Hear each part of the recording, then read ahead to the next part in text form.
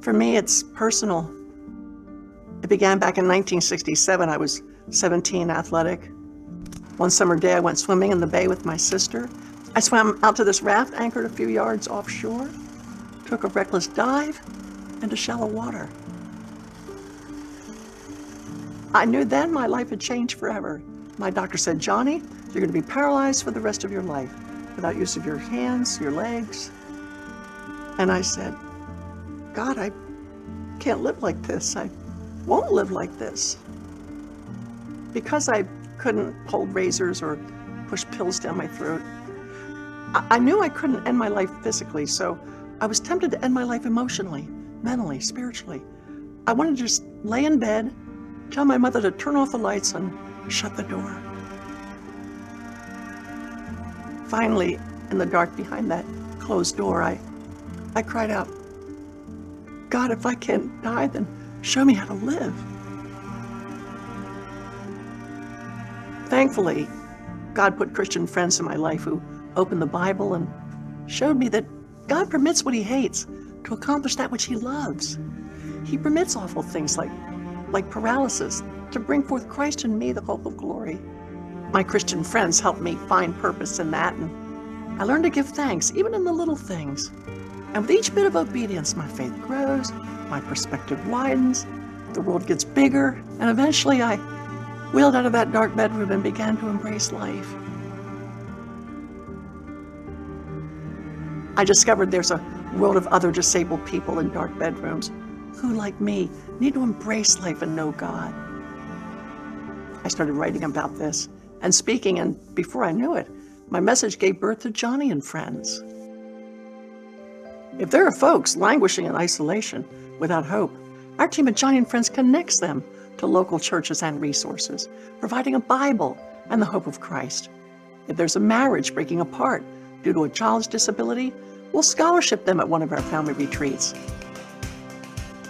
If there's a disabled child in Uganda crawling in the dirt, or a grandmother in Guatemala being pushed into a wheelbarrow, our Wheels for the World teams will provide a wheelchair and a Bible in their language. If someone can't reach any further than their radio, the Joni and Friends radio program brings hope right into their home. Our Christian Institute on Disability trains pastors, policymakers, and equips churches. And when it comes to the next generation, our Cause for Life interns roll up their sleeves and they do disability ministry in dark corners of the world. My husband Ken and I are joined by an amazing team at Joni and Friends, whether at our headquarters in Southern California, our area ministry teams around the country, or our network of partners and volunteers all across the globe. Our passion is to see people and special needs families embrace Christ, embrace the circumstances that God puts them in, and embrace life. I was there. I know what it's like. And for me, every face, every life changed, every soul saved is personal. So join me. Do as Christ commands in Luke 14. Go out quickly, find the disabled, and bring them into his fellowship. It'll not only fill God's house, it'll fill your heart.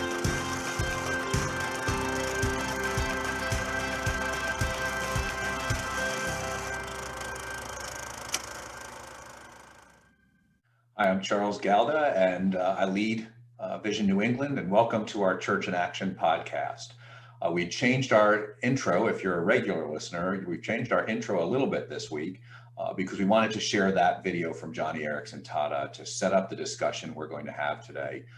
We talk a lot on our podcast about unity, being evangelistic. Jesus tells us in John 17:21, when the church is one, then the world will know God sent Jesus. We know in Matthew 5:16, and actually it was Joni Eareckson who reminded us of this last year in a video she did for one of our events. When the people of God do good works, the world sees that and praises God. So doing good works is evangelistic. And we have some friends with us today, some great leaders in New England who are both doing good works and bringing unity to the church. And so an answer to a call to do justice, but that ends up bringing unity to the church and being evangelistic in the works that they do. So I'd like to thank both Liz Babbitt for being here. Liz is the Ministry Relations Manager at Joni and Friends. and John Dischinger, who's the pastor of care at Walnut Hill, which is a Walnut Hill Community Church. Too much of a habit to just say Walnut Hill, but Walnut Hill Community Church, which is a multi-site church in Connecticut. And so, John, Liz, thanks so much for being with us today. Yeah, it's good to be here. Thanks, Charles. Great. Thanks. And so, John, let's start with you first. So Walnut Hill is known for having a pretty significant special needs ministry. What does that look like, and why do you guys do that? Yeah, thanks again, Charles, for having me on. This is something that we are passionate about at Walnut Hill Community Church, and that passion is really all about becoming. We're not totally there yet, but becoming an ability diverse community, and really looking at what does that look like on a day-to-day basis, not only on a Sunday but throughout the week.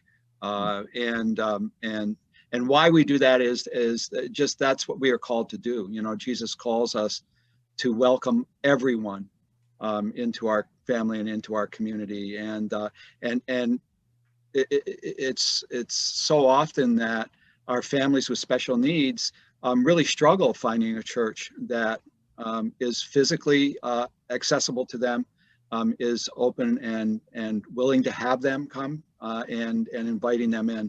And so it's become a very core element of our heartbeat at Walnut Hill. And I can speak more at another point about what that specifically looks like, Charles, you know, on a day-to-day basis. But suffice to say, it goes way beyond what a Sunday morning service might look like from an inclusion standpoint, or you know, our Sunday morning services. And so, John, give us some examples, if you would. So what does happen on Sunday that might be different than some of us who don't have a special needs ministry in our churches? What does Sunday look like? But then if you could touch on some things that happen during the week, I think that'd be helpful. Sure. To understand. Yeah, well, Sunday, it's really looking at how can we support an entire family. Not only the children of a family with special needs, but the parents. How are we supporting adults that with a disability? And so examples would be, you know, our children's ministry would be inclusion in our Sunday school classes for the children, but with a special friend next to them and supporting them. We also have areas where there's, you know, if there is sensory issues or you know, concerns, that we have a place where it's quiet, where people can go, where they can take their child or the children, but also really look at you know, sharing the gospel in that time, you know, with everyone, with our children.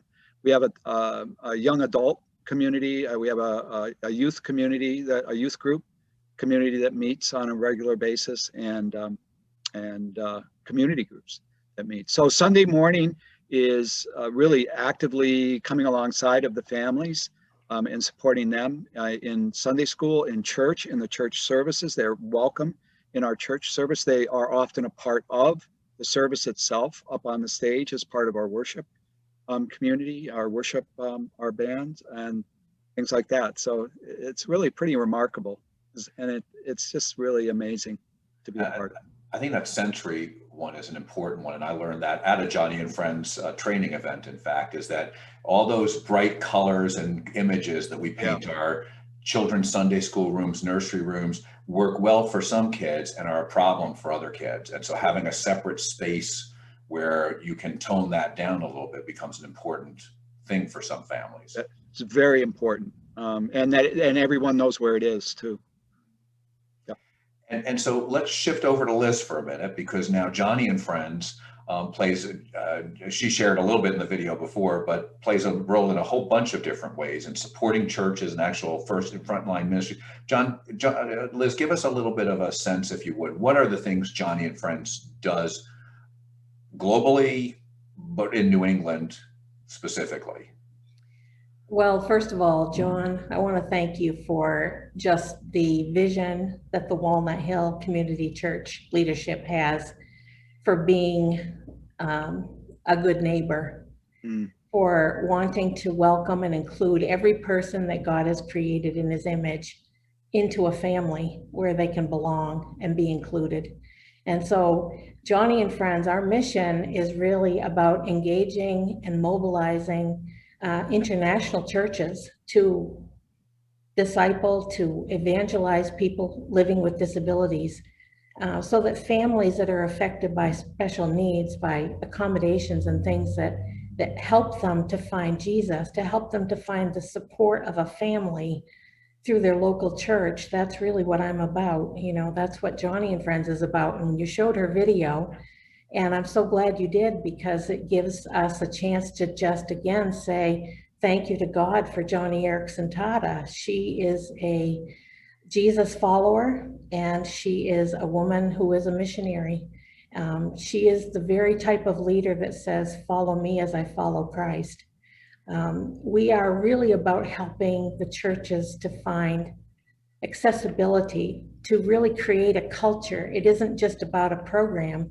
It's more about how can we help you create a culture that's accessible for anyone to come to the table, to the banquet table, as described in Luke 14, to be able to to learn more about Christ, to come into a personal relationship with him, to know what it means to feel supported as a family. And so strengthening, encouraging marriages, there's a lot of different ways that Joni and Friends New England is in touch with New England churches and families that are living with disability. And our vision for them is that they would find a church where they can belong, where they are respected and included as the gift that they are to churches. The local kinds of things we do are family retreats. There are 2 of them here in New England. Lord willing, they're happening in August this year in person at the Barbara Harris Center in Greenfield, New Hampshire. Registration is open right now online through our website, so if people are interested in that, there are 2 weeks in August that you can register for. And they are wonderful places that families describe as a little piece of heaven on earth. And John, I know you've been there. In fact, I want to just say up front that my first introduction to John was he registered to volunteer at Family Retreat, and I was Family Retreat director. And I remember thinking to myself at the time, "Ooh, this is really great. A pastor is coming to serve with us as a volunteer." Short-term missionary, we call them, but they're really friends that come alongside families for a week and get to know the family, and really are assigned as a friend to a child or an adult with a disability. And so the parents are receiving great respite. But I would really like John to talk about what his first impression was when he came to Family Retreat. So Family Retreat's one way. We also have done a marriage getaway. So we're strengthening marriages and couples affected by disability. We have Cause for Life interns. My husband and I traveled to Thailand 2 summers ago to serve at a family retreat in Thailand, where we're bringing the gospel. Spoke at a seminary for students becoming pastors who were going into all the world to preach the gospel. So it's very humbling to do this. It's really a privilege. We're loving God, we're loving others, and we're making disciples along the way. Amen. Yeah. And so Liz, you're talking about, I do want to follow up on Liz's question with you, John, but just to make sure I'm thinking of the right thing. So Liz, you're talking about in New England, specifically in New Hampshire, Joni and Friends runs a camp for families with disability. Correct. And what struck me when I first started learning of it when I was at Walnut Hill years ago was that this may be the only break some parents get all year long. Yeah. Because they're on call 24/7 taking care of a child with disability. And so the idea is to both bring the family together, but also to provide a place of rest and refreshment too. Am I remembering it right? You know, that is the greatest way to describe Family Retreat. And the truth is that families are very much in need of respite. Families living with disability. There are lots of other kinds of challenges that they face and endure that people would have no idea, but just getting to church on a regular basis is a big deal. But Family Retreat is designed so that it's summer fun. It's fun at summer camp, but it's also a way of learning more about God and the gospel, and just creating a place for families to relax.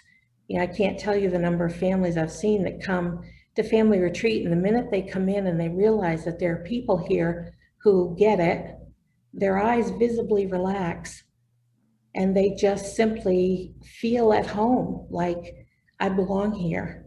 And so the community of Christ surrounds each other in this setting, and really join hands in looking at God and understanding more about Christ and his hope for us, his hope in hardship. Amen. But John, tell us about family retreat. I always like to hear people's impressions. You know, I love talking about the family retreat because I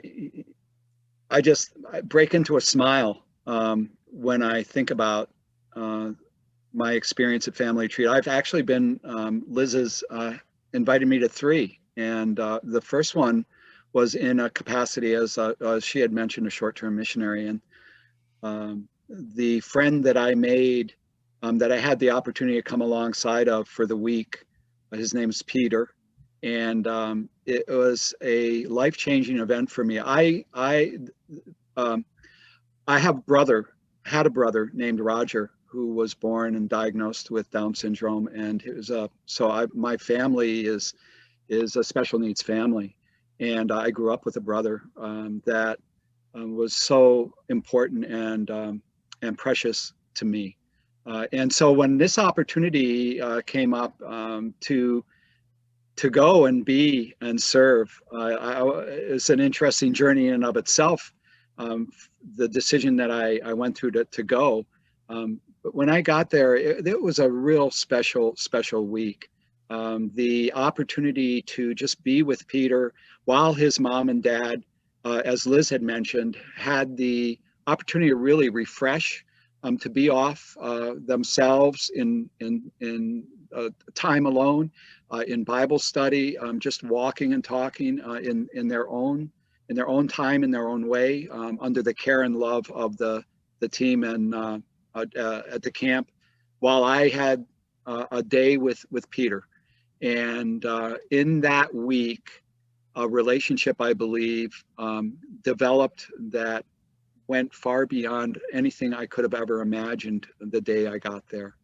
And this is a man who has a special place in my heart and will always have a special place in my heart, right on until the day I go home. And when we do see each other in glory, it's going to be a very special greeting and time. So it is something that, if you have the opportunity, or any of your community in your churches have an opportunity to become a part of. And that's how, by the way, we got involved with Joni and Friends. First and foremost was through our invitations to go serve. And as we worked with and became really good friends with Liz and her team, it went way beyond, the relationship went way beyond those 5 days. And Liz, back to something you said earlier with respect to the work that you and Maria do in New England and working with churches. Much of our ministry, Charles, has been shaped in great part by our relationship with Liz and her team and Maria. And it's been just very practical ways of, how do you think we should do this, or let's run this idea by you.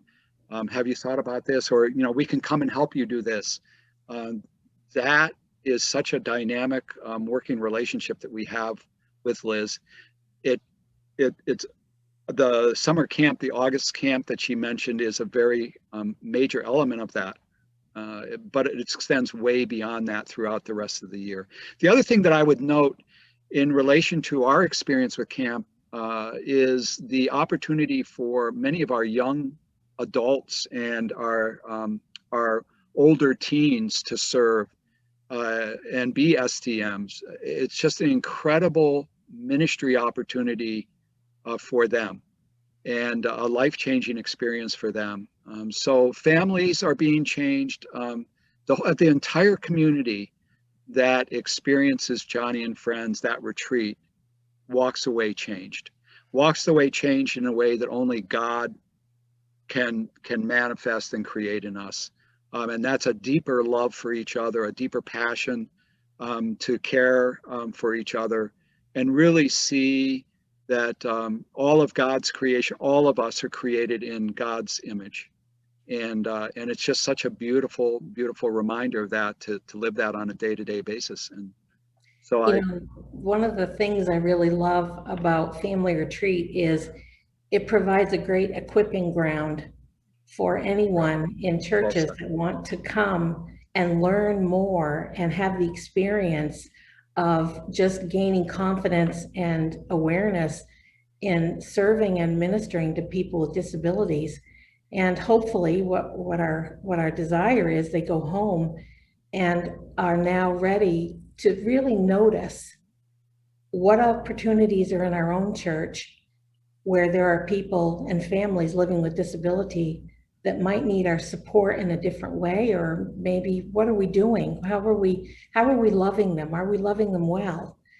And so going home with that experience, it's a confidence builder, we hope. You know, they sacrifice, they give of themselves for this time with us. We're so privileged we get to do this with them, but it's more than that. It's giving them an awareness of what other opportunities there are. I love the fact that we do this through Walnut Hill's Church in Action ministry, because it is the church in action. It is the church understanding that every person that God creates has purpose. Every person has a place in the body of Christ. And every person that is a Christian living with a disability also has a desire to serve, Amen. Not just to be served. And so being part of that community is about coming together and recognizing and celebrating difference. But difference because we're all part of the body. And scripture in Corinthians tells us that the weaker parts of the body, they might seem weaker, but they're actually the most important. They are indispensable to us in the church community. These are COVID times, so it's making it very different for how churches are able to embrace and welcome people of all abilities. But I can tell you that there are some churches that have really embraced this COVID time, as in Isaiah, it talks about a new thing springing up, that there are new ways and new things that we can do to make sure everyone is part of our family, and their needs are being addressed, and we're thinking about them, and we're thinking about them and keeping track of where they are. Joni likes to say that people with disabilities are often found at the lowest rung of the ladder. And if you think about that in New England, or even on an international level, as we discovered in Thailand, they're pushed off the ladder many times and just not seen or not understood. And it's really sad because of the things that they live, the challenges they have, but mostly because they need access. They need to know that there's a church where they can physically enter, but more importantly, that they can emotionally and socially enter where people are ready for them and have an understanding of what it is, and to be treated like anyone else that's looking to find a relationship with Christ. And so I love it that this is church in action. It is church in action. Completely agree. There's a lot in there, so I want to come back to a whole bunch of things you guys have just brought up. And so one thing is, so I want to be clear. So what I'm hearing on Joni and Friends is there's the camp where you're giving refreshment and respite and support to families. There's training. I know you do, because I went to the autism training for part of it one day. I heard John say what I'll call consulting services to churches of how do we, right? And what have you seen with? And so there's very much this equipping ministry along with discipleship. And so have I got kind of the spectrum there, Liz? You do. And so with churches, I just want to say every church is different. And I've really been privileged to meet lots of different churches throughout New England, although I like to tell people that Walnut Hill is my church home away from home. It is a privilege because churches that are small, churches that are large, there are ways that we can first of all, just step alongside you and say, what do you believe God's called you to do? And how can we help you with with the vision that God has given you? So there's a lot of conversation and discussion.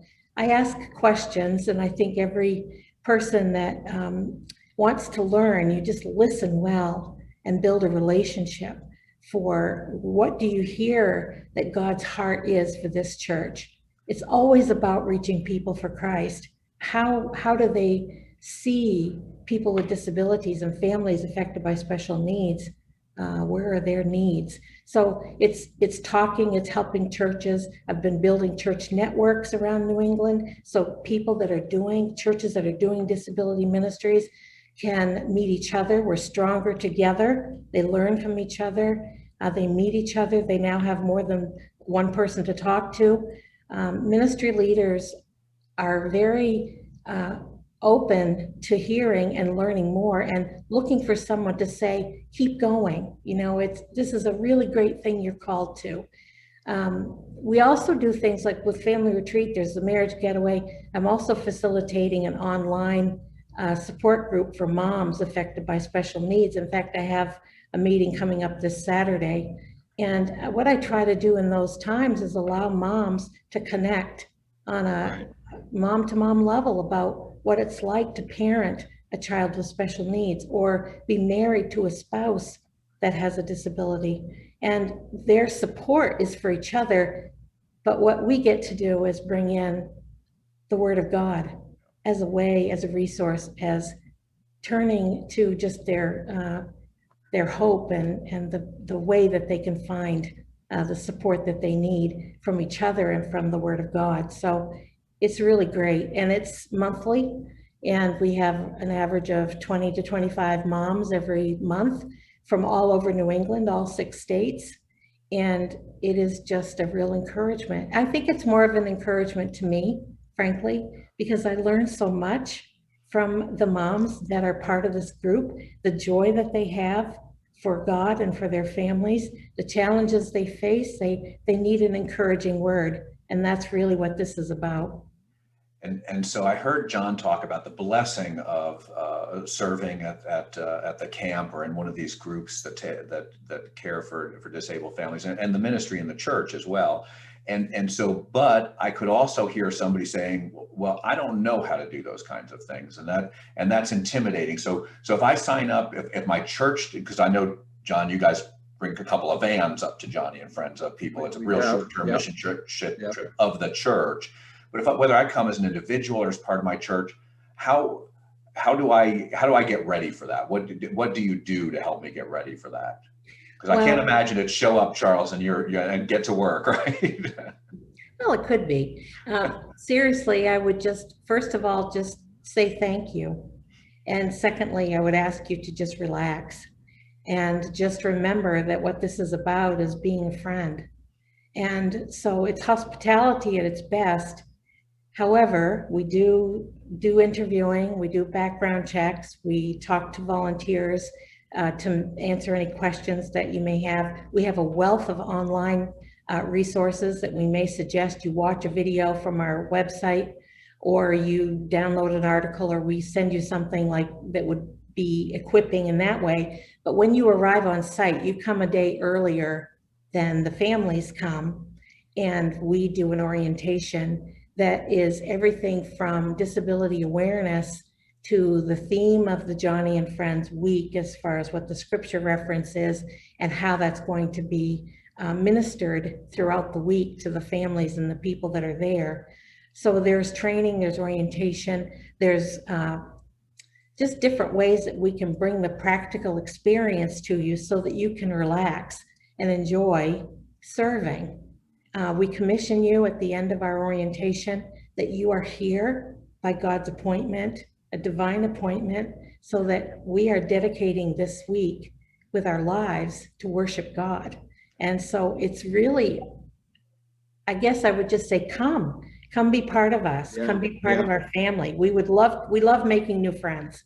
Yeah. Can I jump in on that, Charles, if I may, and just kind of affirm what Liz just said from an experience standpoint. The first of all, the preparation, the equipping, the encouragement that Liz's team does, or the community does, is excellent. It has been developed knowing that folks come nervous, not knowing what lies ahead. I've never done this before. Am I going to be able to do this? What if? What happens when or if?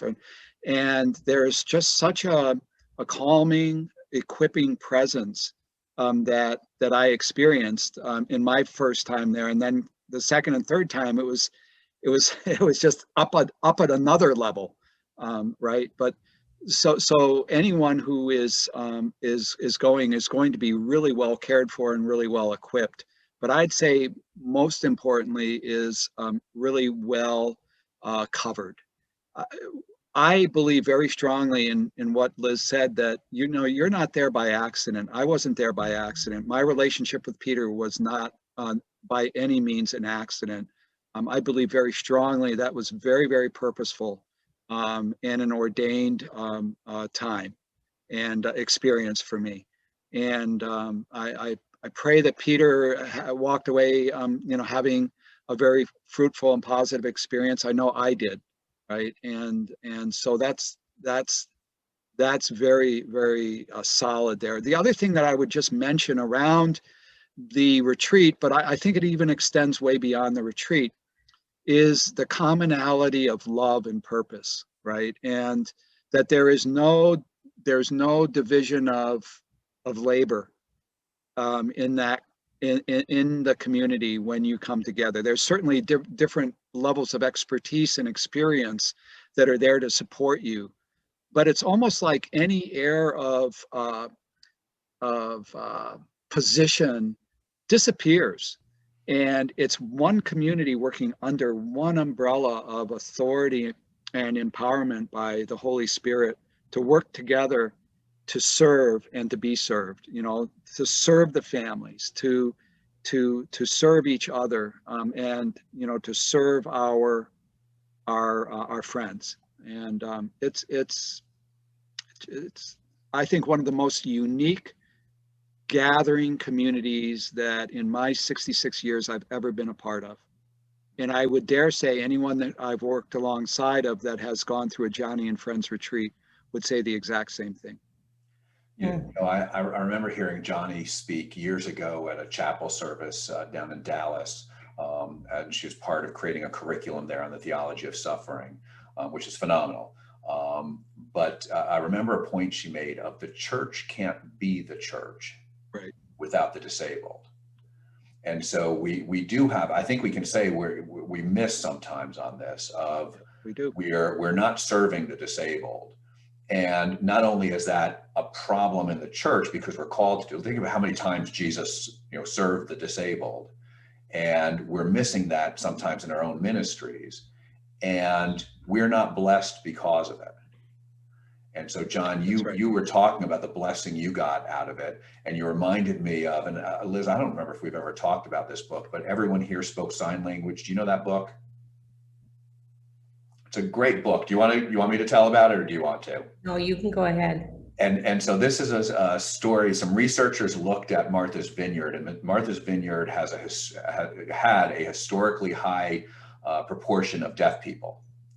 And the reason for that is the people who settled the island came from a part of England where there was a higher percentage of deaf people. Then they moved to an island where they intermarried. And at some points, there were communities there that had 25% of the community were deaf. And so they did some research about, well, how did this work? And one person said, and ended up being the title of the book, is, well, everyone here spoke sign language. And it was just such a natural reaction of that person of, well, of course, that's what you do. And so everyone here spoke sign language. And then they talk about all of the benefits people got out of the fact that they could speak sign language, from the teacher in school whacking the kid on the head because they're talking to each other across the classroom when they're not supposed to be, because they could use sign language, to farmers communicating across fields with sign language, to fishermen. One guy tells a story about his father would give the orders to the fishermen. He'd be on the cliff I think it was in the morning, and you'd have the guys down in the boats down below getting ready to go out for the day, and he's using sign language to tell them what they're supposed to do and what he needs.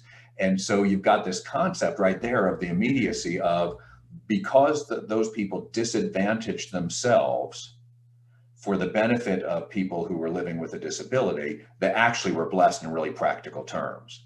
And I just thought that was a great story. And John, you reminded me of it, and I hadn't thought about it in a while. And so Bob will pop that book into the chat for folks who are interested in it. It's Everyone Here Spoke Sign Language. And so go ahead, Liz. Oh, I was just going to say, I wanted to pick up on a couple of things John just said too. And that is that it's all about relationship. That's right. When you come and you're serving together like that in a community, you're serving each other. And it's about building relationships with people. It's not about having a specific program for a group of people. No, we have friends. And when you talk about a culture of accessibility, there are different ways that churches can grow, even in their accessibility, so that at the point of we're not serving people with disability, we are actually looking to co-labor with them.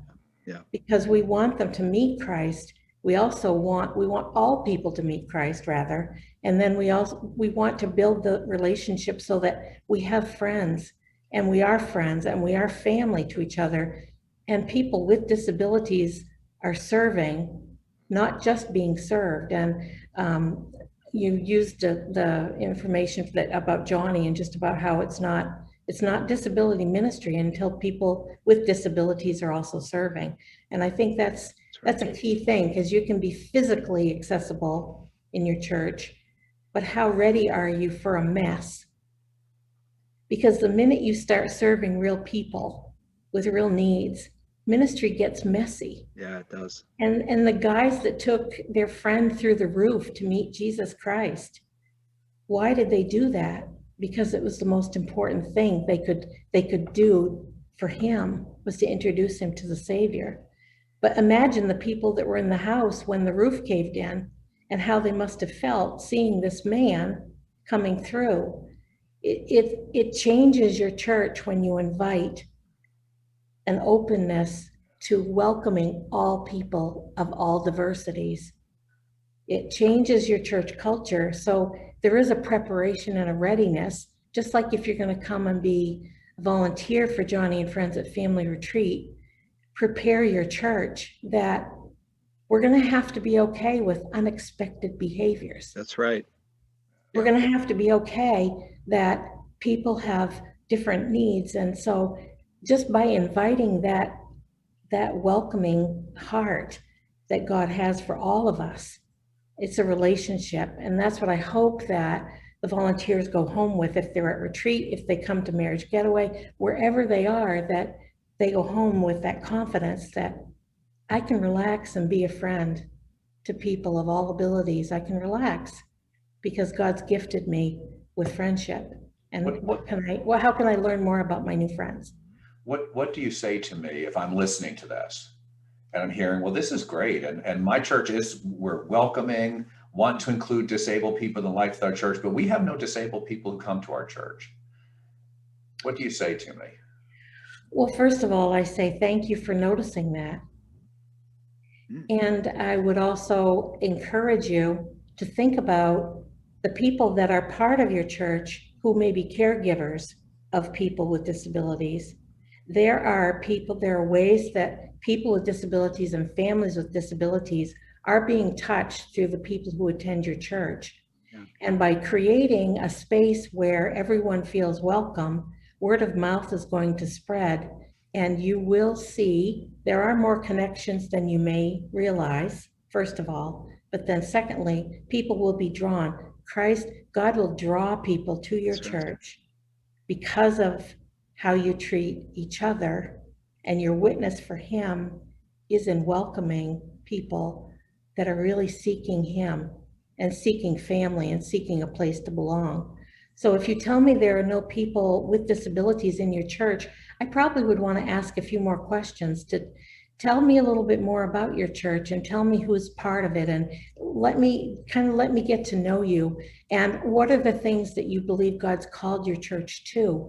Do you see people with disabilities as being valuable? Are you interested in learning more about that?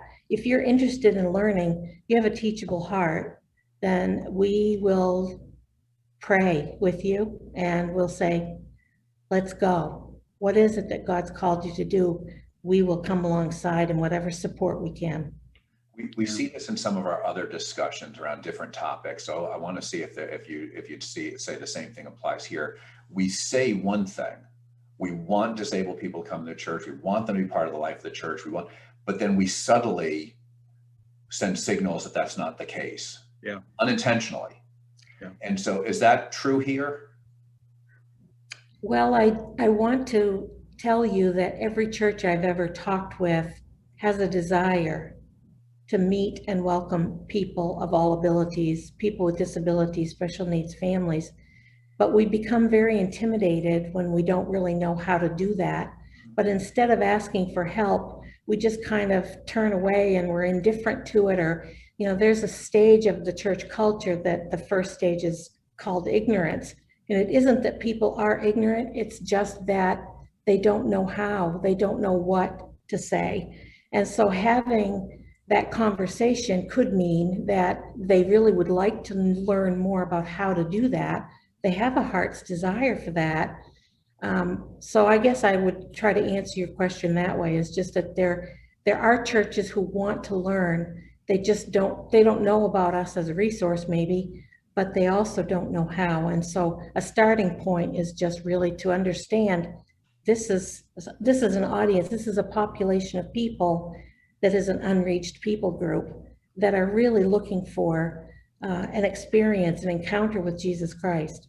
I think too that there are people in your community affected by disabilities that are isolated and probably forgotten, and they are a wonderful way for your church to be part of a community, that we don't just say that we want people to come and be part of our church. We want to see them, and we want to be out in the church has left the building in COVID times, right? And so we want to be out there. We want, as much as we can, with all of the protocols of COVID and so forth, we still want to be reaching out to people that are isolated, that are marginalized, that probably have no one else in their lives except for someone who might care for them as a friend from a local church. What does that say? Well, that says that God's heart is being fulfilled. Charles, I would add to Liz's comments, when we think about, being a church that is desiring to, really become much more ability diverse, and to really, how do we do that? Also remember that for many families, they've had a bad experience with the church. It may be outright horrible experience with the church. They may have brought their son or daughter to a service and, like Liz says, be ready for this to be messy at times. And there may have been some disruption because of the stimulus, the loud music or something. And a family's been asked to leave, and so we also need to be mindful of not only what can we do for them. First of all, we got to stop thinking like that. And it's not you or them, it is we. And I know it may sound kind of trite or what, but that's that heart of we is a critical starting point. And then to really look at small steps. I mean, this is not something that is first of all, we learned a lot as we went, and I'll be the first one to say we got a lot of things wrong in that journey, but we have to be willing to really step out and look at ourselves, examine our overall heart towards all people groups, right, and welcoming all abilities. Then simple ways of how can we do that? Well, one way is to ask a family, what would be welcoming for you? What happened in this other experience that you would never want to experience again, whether subtle or very clear, very overt. But for us to ask and talk, and because they'll share with us, this was my experience. The other thing that I just has been going through my mind is, as we look at the community of pastors, for example, at Walnut Hill or any church, is the importance of leadership being really attuned and being passionate about this. I believe a significant number of our pastors have been somehow up to the retreat to experience it, maybe not for the entire time, but to at least spend the day there, to see and be a part of that experience, but also the daily ministry of what we're doing.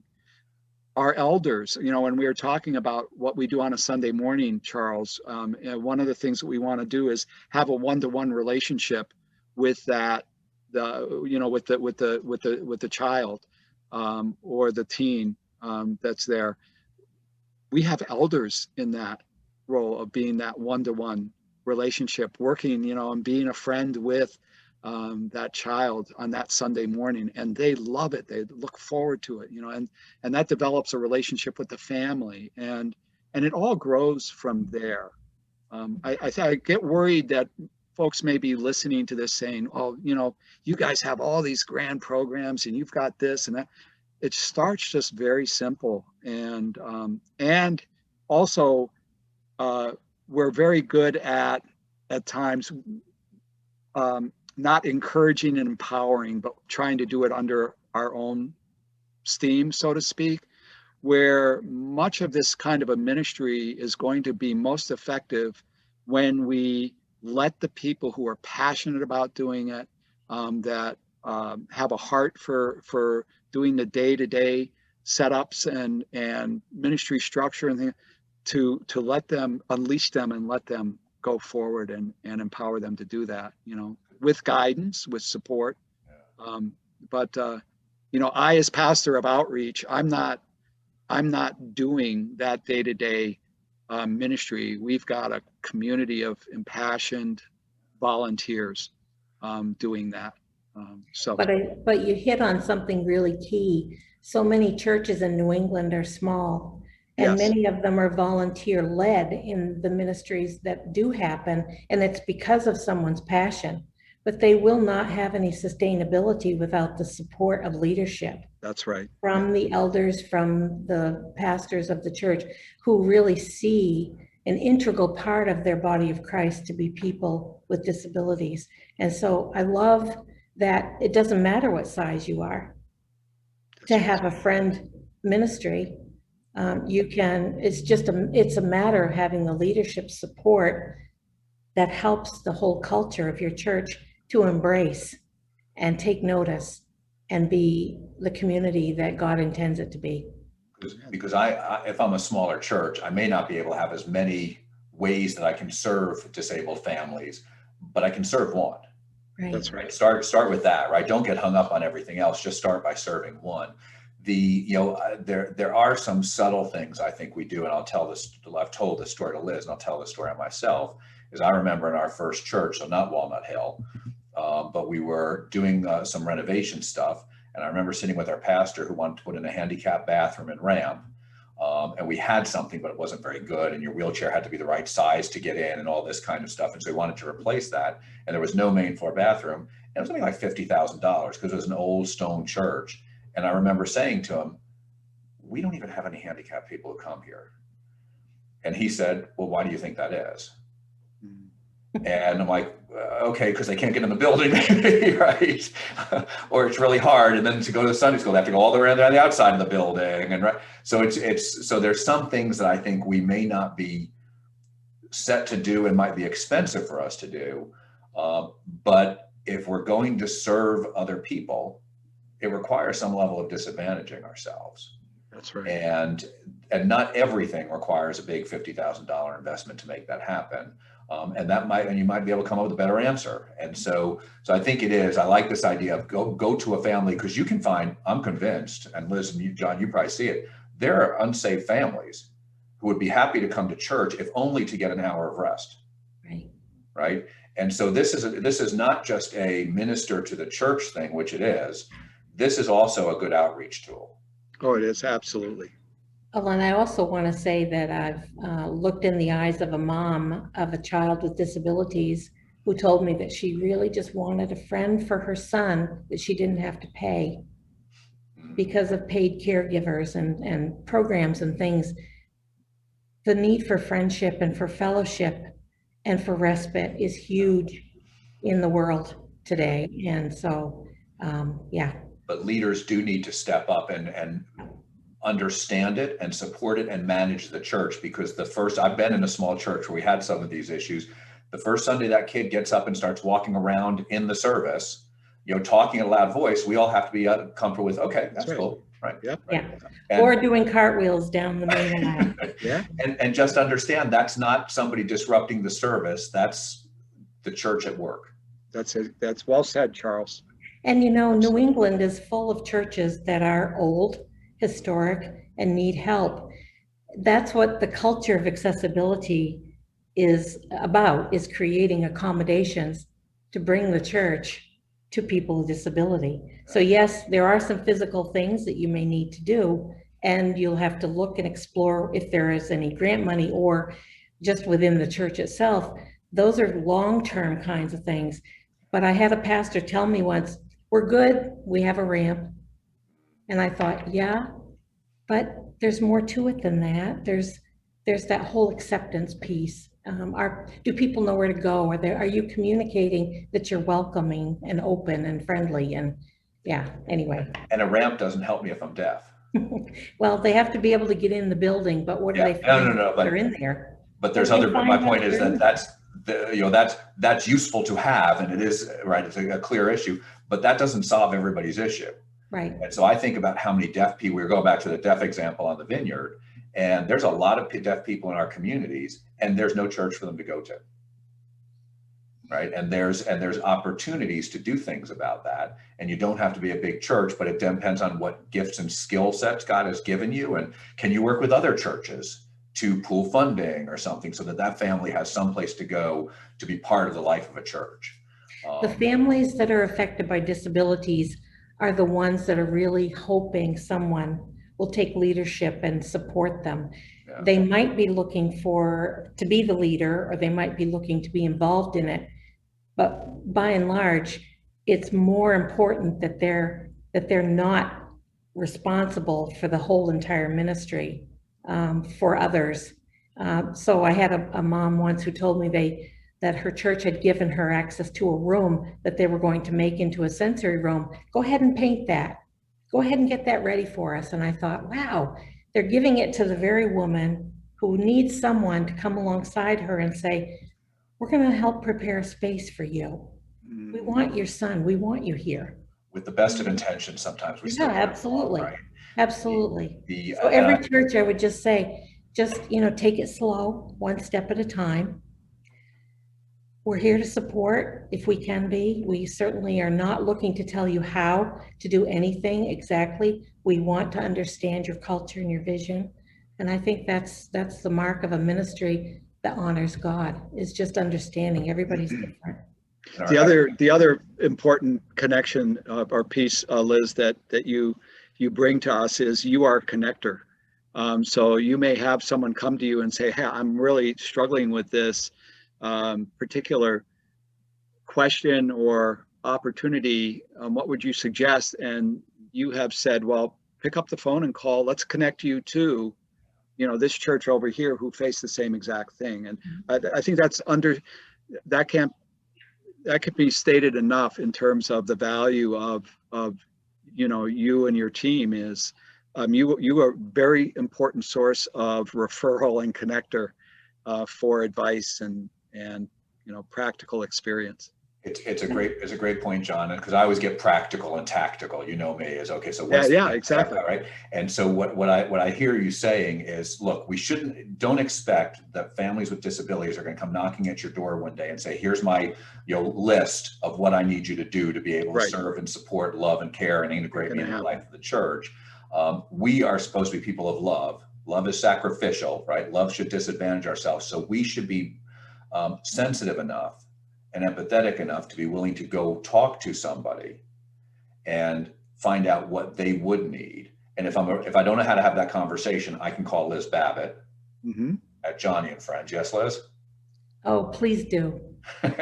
and you're going to help me have that conversation. And then when they tell me what they need, and I have that relationship and I've made the progress I need to, and I want to do something, I don't know how to do that, I can call Liz Babbitt at Joni and Friends, right? Well, you know, the thing about being a connector is that it's about understanding community services, like-minded ministries, other people that are doing things that are great to bring fellowship and socialization, and sometimes good support to families affected by disabilities. So I like being a connector. I like to refer churches to other churches. Because you might say, talk to John, right? John's the expert. You need to talk to John about this, right? That's exactly right. I'll say call John. Yeah, well, that I don't know about the expert. But. So Liz, how do I find you? Whether I want to serve in the camp, whether I've just had my interest piqued, or I do want to, there's a family, I don't know how to serve them.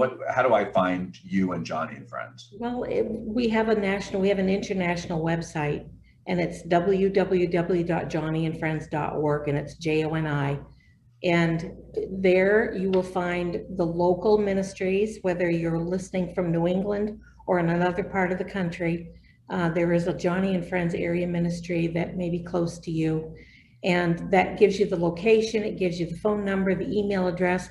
There's different parts of the website. There's one specific about family retreat, so that you know that you're going to connect in with our great family retreat director here, Maria DeGenova. Or you can find the church resources, the church training. There are videos, there's online things you can download.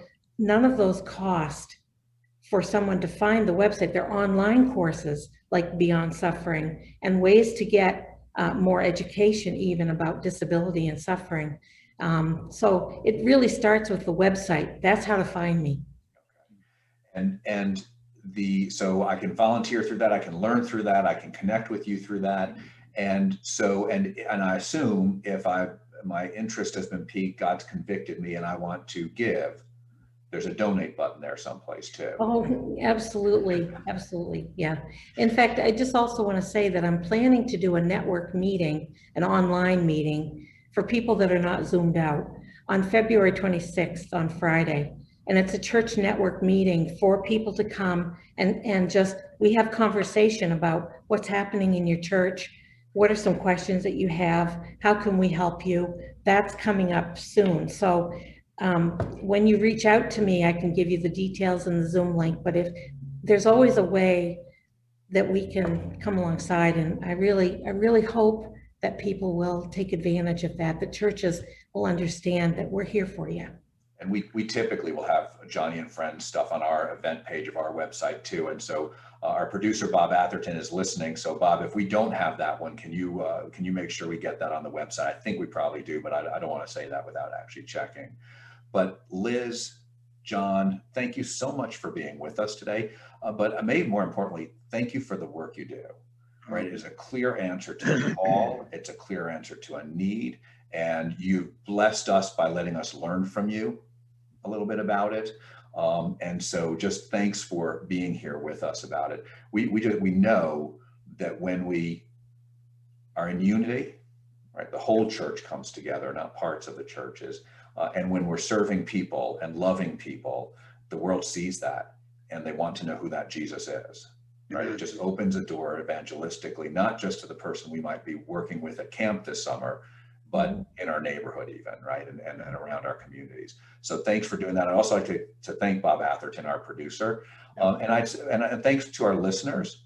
And I would just ask you to be praying for Joni and Friends, praying for Liz and John and their ministries, and pray about what God might be calling you to do and how he might be convicting you or speaking to you in this. We talk a lot about justice at Vision New England. We talk about a lot of justice in the church because the Bible talks about justice so much. And this is a justice issue, helping people live the life that God intended them to live, the fullness of life here and now, is a justice issue.